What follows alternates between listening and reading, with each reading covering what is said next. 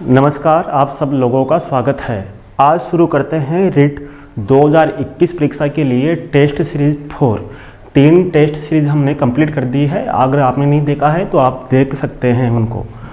हमने जो test series 3 थी तो उसमें हमने 2015-2017 में जो रिट परीक्षा हुई थी तो उससे संबंधित क्वेश्चन आंसर पूरे करा दिए थे और किस तरह से पैटर्न रहेगा। लेकिन हमने थोड़ा विचार किया कि क्यों ना 11, 12, 15 और 17 का एक बार बता दिया जाए ताकि आपके बिल्कुल भी कंफ्यूज नहीं रहे कि अपन को किस तरह से तैयारी करनी है। पहले मैं आपको बता देता हूं। देखो, हमारी स्पीड तेज ही रहती है। अगर हम बोलेंगे सब्सक्राइब कर दो, लाइक कर दो, ऐसे कर दो तो आधा घंटा तो इसमें चला जाएगा।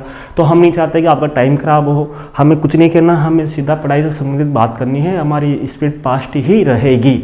तो आज शुरू करते हैं कि आपको कौन कौन से टॉपिक पर ध्यान देना है और आपको ये भी देखना है कि मैं आपके बाद में टेस्ट सीरीज स्टार्ट क्वेश्चन बताऊंगा कि किस किस तरह से आपको क्वेश्चन तैयार करने हैं। चलो देखते हैं। आपके मैंने 2011, 12, 15 और 17 यानी कि 4 वर्षों के जो प्रश्न लिए हैं उसमें एक निष्कर्ष निकाला है, निष्कर्ष देखा है।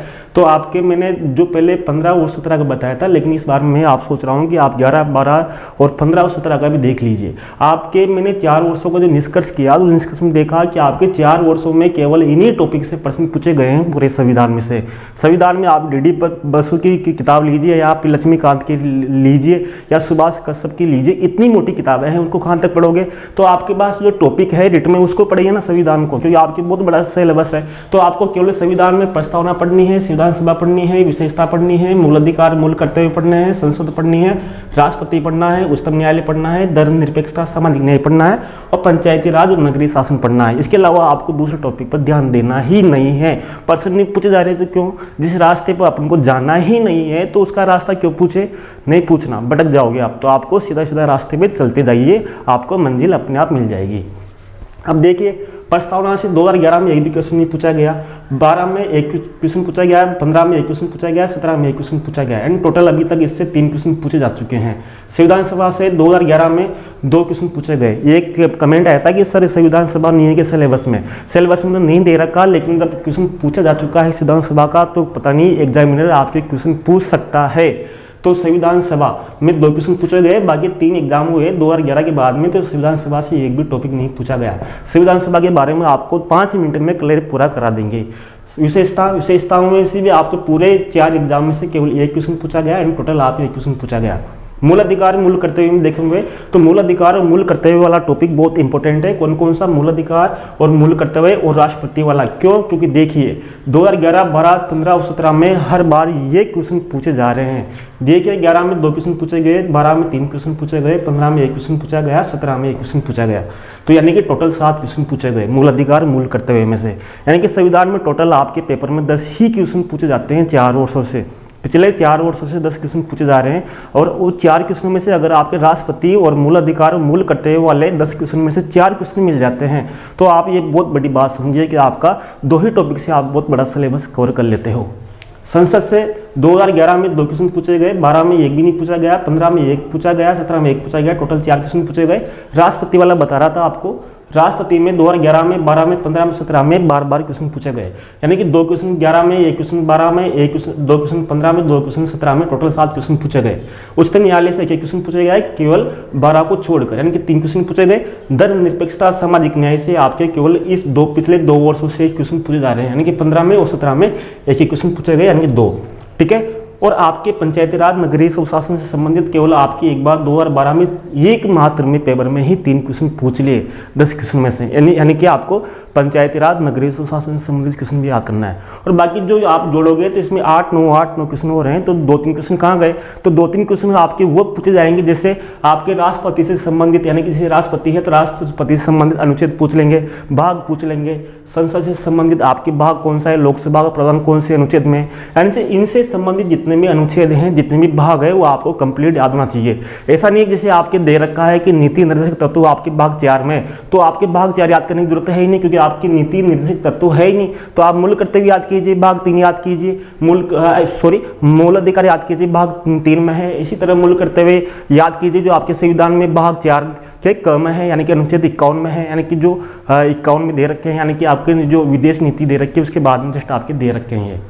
तो इस तरह से आपको याद करने हैं। इसी तरह आपको उच्चतम न्यायालय है तो कौन से भाग में है, कौन से अनुच्छेद में है, वही आपको विस्तार से याद करना है, क्योंकि आपके 22 भाग है। कौन कौन से भाग विस्तार से याद करोगे, 395 अनुच्छेद है, किन किन को याद करोगे, तो इनसे संबंधित ही आपको याद करने हैं। तो आओ चलते हैं हम हमारे टॉपिक पर, टेस्ट से शुरू करते हैं। किस तरह से हम टेस्ट को यानी कि किस तरह से समझेंगे, क्योंकि मैंने आपको पहला वाला वीडियो देखा होगा तो उसमें मैंने आपको राष्ट्रपति से संबंधित प्रस्तावना से संबंधित बहुत से वीडियो को, बहुत से विषय को क्लियर समझा दिया था। तो इस बार में हम आपको पहले संविधान सभा के बारे में थोड़ा बहुत समझा देते हैं, क्योंकि आपके जो आने वाले क्वेश्चन है उसमें से अधिकांश क्वेश्चन आपके उसमें से ही मिल जाएंगे, ताकि आपको क्लियर डाउट हो जाएगा। साथ में मैं जो बोलता हूँ उसको नोट भी कर लिया करो, क्योंकि आप स्क्रीनशॉट लोगे तो स्क्रीनशॉट में कुछ चीज़ें ही आएगी, बाकी जो मैं बोलता हूँ वो चीज़ें आपकी नहीं आ पाएगी। चलो देखते हैं, आगे चलते हैं। यानी कि पहला क्वेश्चन क्या था, 5 मिनट लेंगे, फटाफट आपके संविधान सभा को समझ लेते हैं। देखो, संविधान सभा की सर्वप्रथम जो मांग की गई वो की गई मानवेंद्र नाथ राय के द्वारा। मानवेंद्र नाथ राय भारत के बड़े साम्यवादी नेता थे। अगर आपके बीए में पॉलिटिकल साइंस रही होगी तो आपने जरूर इनके बारे में पढ़ा होगा। मानवेंद्र नाथ राय के बाद में 1935 में सर्वप्रथम कांग्रेस के अधिवेशन में संविधान सभा की मांग प्रस्तुत की गई, संविधान सभा का निर्माण किया जाए कांग्रेस के 1935 के अधिवेशन में। कांग्रेस क्या थी, कांग्रेस की स्थापना 1885 में हुई थी।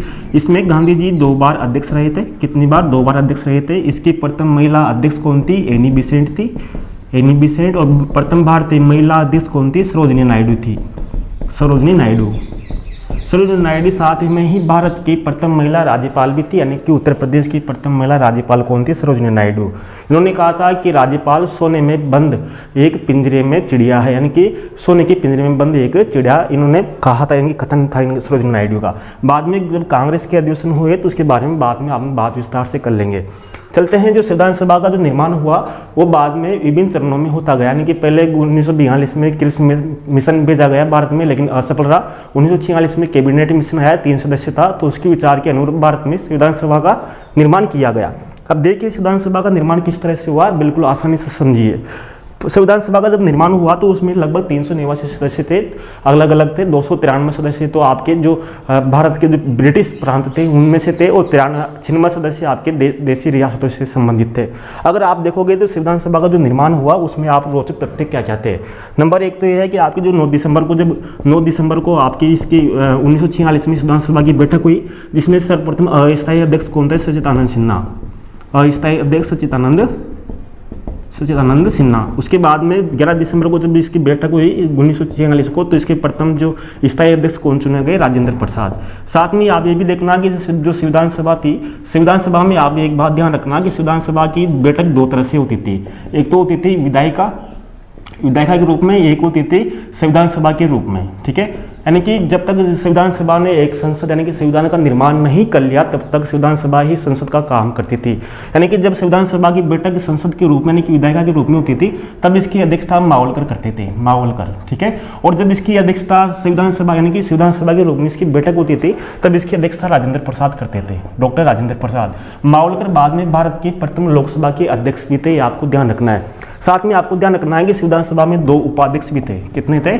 2 उपाध्यक्ष। आपसे पूछ सकते हैं कि संविधान सभा में कितने उपाध्यक्ष थे? 2। कौन कौन से थे? एक तो कृष्णा और एक था मुखर्जी, यानी कि कृष्णाचारी और मुखर्जी 2 थे, यानी कि संविधान सभा में 2 उपाध्यक्ष थे। जब संविधान सभा ने लगभग 66 देशों के संविधान का अध्ययन किया, लगभग 66 देशों का अध्ययन करने के बाद में 11 बैठक हुई इसकी लगभग, और इस पर इसके जो प्रारूप समिति थी, यानी कि प्रारूप समिति के अध्यक्ष कौन थे? प्रारूप समिति का जो गठन किया गया वो 27 अगस्त 1947 को प्रारूप समिति का अध्यक्ष गठन किया गया। इसमें 7 सदस्य थे। ये प्रारूप समिति का जो गठन किया गया इसके अध्यक्ष कौन बनाए गए? भीमराव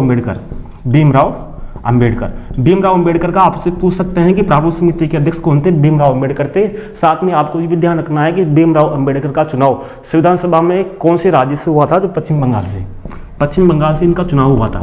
साथ में इनकी जो भीमराव अंबेडकर की जो पत्नी थी रमा देवी, कौन?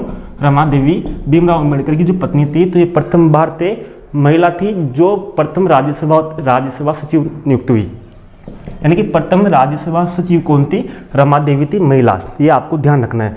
जब संविधान सभा का जब निर्माण हुआ, यानी कि कितने सदस्य थे, कितना, ये सब आपको किताबों में मिल जाएगा, पढ़ लोगे तो एक बार मैं आपको समझा देता हूँ किस किस तरह से आपको पढ़ना है।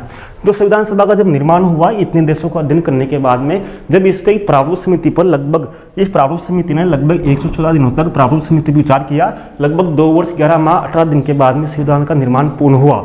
संविधान निर्माण पूर्ण होने के बाद में आप ध्यान रखना, जो संविधान की जो पुस्तक है, संविधान की जो पुस्तक है, उस पुस्तक पर लगभग 22 चित्र है। कितने चित्र है? 22 चित्र है। उन 22 चित्रों को किसने बनाया? नंदलाल बोस ने, नंदलाल बोस ने, ठीक है। यानी कि 22 चित्रों का निर्माण किया गया, किस पर? उसके फर्स्ट पेज पर, नंदलाल बोस पर। लेकिन उसका जो संविधान की जो पुस्तक है, उसके कलांकन यानी कि उसकी चित्रकारी किसने की? तो आपको ध्यान रखना, करपावत सिंह शेखावत, ये राजस्थान के थे, यानी कि इन्होंने इसका कलांकन किया, कृपावत सिंह शेखावत ने। आपको ये ध्यान रखना है। अब आपसे भी पूछेंगे कि राजस्थान से क्या क्या योगदान था, तो आपको ये ध्यान रखना है कि संविधान सभा में राजस्थान से कितने सदस्य गए थे, कौन कौन थे। जैसे बलवंत राय मेहता थे, बलवंत सिंह मेहता, वो राजस्थान के प्रथम ऐसे व्यक्ति थे जिन्होंने सर्वप्रथम संविधान सभा पर साइन किए थे। ये आपको ध्यान रखना है। ध्यान रखना है कि इसके जब इसने संविधान सभा ने जब संविधान का निर्माण पूर्ण किया, तो इसकी प्रस्तावना में इन्होंने अंत में लिख रखा है, क्या लिख रखा है? अंगीकृत, अधिनियमित और आत्मसमर्पित, समर्पित। ये आपको ध्यान रखना है, क्योंकि पूछ सकते हैं, तीनों में है, तो से तीन ध्यान रखना है कि अंगीकृत, अधिनियमित, आत्मसमर्पित। देखो इसमें पूछा गया है आपके कि संविधान को कब अंगीकृत किया गया, तो इसमें आपको यहाँ संविधान की प्रस्तावना में लिखा हुआ है कि संविधान को कब अंगीकृत किया गया, यानी कि कब अंगीकृत किया गया, तो आपको ध्यान रखना। चलो अगले क्वेश्चनों के ऊपर चलते हैं। कौन कौन से क्वेश्चन बनते हैं अपने, कौन कौन से क्वेश्चन अपन को किस तरह से याद करने हैं। अगर संविधान सभा में अगर कुछ क्वेश्चन ऐसे भी आ जाए, जैसे आपके आ जाए कि राष्ट्रगीत, राष्ट्रगान, राष्ट्रपति, यानी कि तीनों के आगे आगे राष्ट्र राष्ट्र राष्ट्र है तीनों में, तो आप ध्यान रखना कि तीनों एक साथ ही, यानी कि एक साथ जैसे एक समान है, तीनों राष्ट्र राष्ट्र। तो ध्यान रखना है 24 जनवरी 1950 को तीनों ही लागू किए गए, यानी कि राष्ट्रपति पद भी 24 जनवरी 1950 को, राष्ट्रगीत भी 24 जनवरी 1950 को, राष्ट्रगान भी 24 जनवरी 1950 को। इस तरह से अगला क्वेश्चन बनता है कि मूल कितने मूल करते हैं, तो मूल करते हुए पता है 11 मूल करते हुए।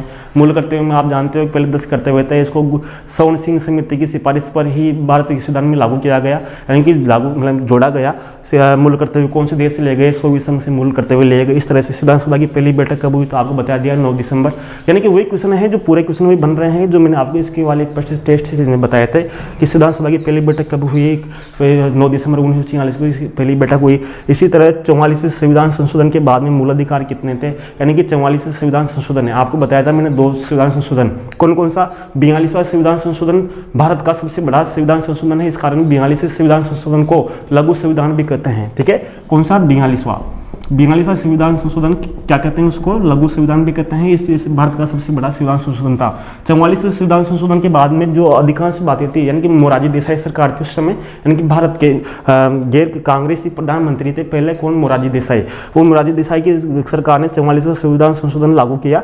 इसमें क्या क्या किया तो आपको पढ़ लेना, आपको मिल जाएगा। लेकिन आपको कुछ चीज़ें आपको याद होना चाहिए। जैसे आपके जो भारत का नक्शा है, इस भारत नक्शे पर देखोगे तो यहाँ पर आपके दादरा नागर हवेली है, यहाँ पर आपके गोवा है, यहाँ पर आपके पांडिचेरी है, ठीक है। आपको ये ध्यान रखना है, यानी कि आपको क्या ध्यान रखना है कि जैसे आप क्रम जाओगे, एक क्रम तीनों है, तो क्रम पे आप ध्यान रखना 10, 12, 14, यानी कि एक क्रम है। तो 10वें संविधान संशोधन के द्वारा दादरा नागर हवेली को भारत में जोड़ा गया, 12वें संविधान संशोधन के द्वारा गोवा को जोड़ा गया, इसी तरह 14वें संविधान संशोधन के द्वारा पांडिचेरी को भारत में मिलाया गया। यानी कि आप तीर का निशान ध्यान रख लीजिए और क्रम भी आप गिनती ध्यान रख लीजिए 10, 12, 14। इस तरह से आप कभी भी नहीं भूलोगे कि कौन से संविधान संशोधन के द्वारा कौन कौन से राज्यों को भारत में शामिल किया गया। इस तरह से आपको याद करना है। अगला देखेंगे राष्ट्रपति चुना जाता है। राष्ट्रपति किस तरह से चुना जाता है बता दिया, क्योंकि पूरे क्वेश्चन में मैंने जो तिथड़े वाले जो इसके पहले वाले जो टेस्ट सीरीज थी उससे ही बैठ रहे हैं, केवल आपको ये बताने का उद्देश्य था कि आपको टेस्ट सीरीज किस तरह से लेनी है। इसके बाद में हम विस्तार से चर्चा करेंगे, क्योंकि एक बार हम सभी विषयों की विश्व भूगोल की हमारी टेस्ट सीरीज हो चुकी है, उसी तरह अब संविधान की टेस्ट सीरीज हमारी पूरी हो जाएगी। इसके बाद में एक टेस्ट सीरीज और आएगी संविधान की, उसके बाद में भारत के भूगोल की टेस्ट सीरीज आएगी। अगला है राजस्थान से लोकसभा में कितने सदस्य हैं, तो ध्यान रखना राजस्थान से लोकसभा में 25 सदस्य हैं और 10 सदस्य क्या है राज्यसभा में। आपको साथ में ये भी ध्यान रखना है कि कौन से राज्य से, जैसे आप इस प्रश्न पूछ लेते हैं कि कौन कौन से राज्य से, यानी कि ऐसे कौन से राज्य हैं जिनका सर्वाधिक प्रतिनिधित्व लोकसभा में है और राज्यसभा में। तो आपको ध्यान रखना है कि उत्तर प्रदेश, ऐसा राज्य है जिसका सर्वाधिक प्रतिनिधित्व लोकसभा में भी है और राज्यसभा में भी, ठीक है। और दूसरे स्थान पर कौन सा है? महाराष्ट्र। महाराष्ट्र ऐसा राज्य है जिसका सर्वाधिक प्रतिनिधित्व है किसमें? लोकसभा में और राज्यसभा में। अगर आपसे क्रम पूछे तो पहला कौन सा आएगा? उत्तर प्रदेश आएगा, दूसरा कौन सा आएगा? महाराष्ट्र आएगा। इस तरह से आपको ध्यान रखना है। यानी कि सबसे कम प्रतिनिधित्व किसका है, सर्वाधिक प्रतिनिधित्व किसका है, आपको ध्यान रखना है लोकसभा और राज्यसभा में, ठीक है। आगे चलते हैं कि संविधान की कौन सी विशेषता नहीं, यानी कि विशेषता वाला पार्ट भी आपको देखना है कौन कौन सी विशेषता नहीं। बहुत सी विशेषताएं हैं। ये संविधान में कितने मूल अधिकार है, मूल कर्तव्य हैं, भारत एक संघात्मक एकात्मक व्यवस्था है। इस तरह से पूरी याद करनी है। सर्वोच्च सेनापति कौन होता है? सर्वोच्च सेनापति यानी कि राष्ट्रपति ही सर्वोच्च सेनापति होता है, सर्वोच्च कमांडर होता है। भारत का प्रथम व्यक्ति कौन होता है? राष्ट्रपति ही होता है। भारत का प्रथम नागरिक भी कौन होता है? राष्ट्रपति होता है। प्रथम मतदाता भी कौन होता है? राष्ट्रपति होता है। उसके बारे में बता दिया आपको। सर्वोच्च न्यायालय की मुख्य न्यायाधीश की नियुक्ति कौन करता है? तो नियुक्ति कौन करता है? राष्ट्रपति ही करता है। यानी कि जितने भी संवैधानिक पद है, संवैधानिक पदों के जितने भी प्रमुख हैं, लगभग उनके अधिकांश की नियुक्ति कौन करता है? राष्ट्रपति ही नियुक्ति करता है।